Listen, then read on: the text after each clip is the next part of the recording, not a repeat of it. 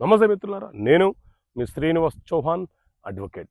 మిత్రులారా, మీరు ఎవరికైనా చెక్ ఇస్తున్నారా? ఆ చెక్కు దుర్వినియోగం కాకుండా చేసుకోవాలని జాగ్రత్త పడాలనుకుంటున్నారా? అయితే తస్మత్ జాగ్రత్త. ఈ అంశాలను ఖచ్చితంగా గుర్తుపెట్టుకోండి. మీరు ఎవరికైనా అప్పు తీర్చే క్రమంలో కావచ్చు, ఏదైనా ఒక వస్తువు కొనుగోలు చేసే క్రమంలో కావచ్చు, షూరిటీ పర్పస్లో కావచ్చు, లేదా అడ్వాన్స్ ఇచ్చే క్రమంలో కావచ్చు, కారణం ఏదైనా సరే మీరు చెక్కు జారీ చేసేటప్పుడు ఖచ్చితంగా కొన్ని జాగ్రత్తలు పాటించాలి. ఒకటి, మీరు చెక్కు ఎవరికైతే ఇస్తున్నారో ఆ వ్యక్తి పేరును ఖచ్చితంగా ఆ చెక్కు పైన రాయాలి, చాలా స్పష్టంగా రాయాలి. అదేవిధంగా ఏ రోజైతే అతను డబ్బు తీసుకోవాలనుకుంటున్నాడో, మీరు ఏ రోజైతే డబ్బును చెల్లించాలనుకుంటున్నారో ఆ డేట్ని చెక్కు మీద రాయాలి.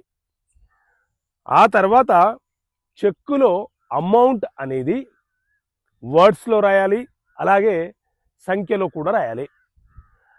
1,58,000 రూపాయలు మీరు చెల్లిస్తున్నారు చెక్కు ద్వారా అనుకోండి, 1,58,000 రూపీస్ ఓన్లీ అని రాయాలి.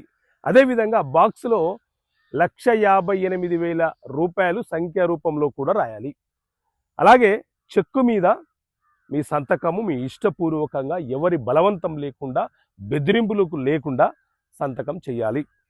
చెక్కు మీద 2 క్రాస్ లైన్లు క్రాస్ చేయాలి, ఎందుకంటే చెక్కు ద్వారా అమౌంట్ మరొక అకౌంట్లోకి ట్రాన్స్ఫర్ కావాలి కాబట్టి. ఇలా ఎవరికైనా మనం చెక్ ఇచ్చేటప్పుడు ఈ జాగ్రత్తలు పాటిస్తే అవతల వ్యక్తి దుర్వినియోగం చేయడానికి అవకాశం ఉండదు. ఒకవేళ మీరు చెక్కు మీద డేట్ వేయకుండా ఇచ్చారనుకోండి, అవతల వ్యక్తి ఏ రోజు మీ మీద కేసు వేయాలనుకుంటున్నారో ఆ డేటుని వేసుకునే ప్రమాదం ఉంటుంది. మీరు చెక్కు పైన ఏ వ్యక్తికి చెల్లించాలో ఆ వ్యక్తి పేరు రాయకుండా ఇచ్చారనుకోండి, అవతల వ్యక్తి ఆ చెక్కును వేరే వ్యక్తులకు బదలాయించి వారి పేరు మీద అకౌంట్లో డిపాజిట్ చేయించి మీ మీద చెక్కు బౌన్స్ కేసు వేసే ప్రమాదం ఉంటుంది.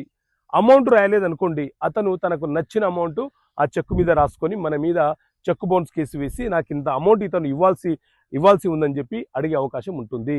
కాబట్టి చెక్కుని ఎవరికైనా ఇచ్చేటప్పుడు తస్మత్ జాగ్రత్త, కొన్ని జాగ్రత్తలు పాటించండి, లేకపోతే భవిష్యత్తులో మీకు సమస్యలు వచ్చే అవకాశం ఉంటుంది. ఓకే మిత్రులారా, థ్యాంక్ యూ. జై హింద్.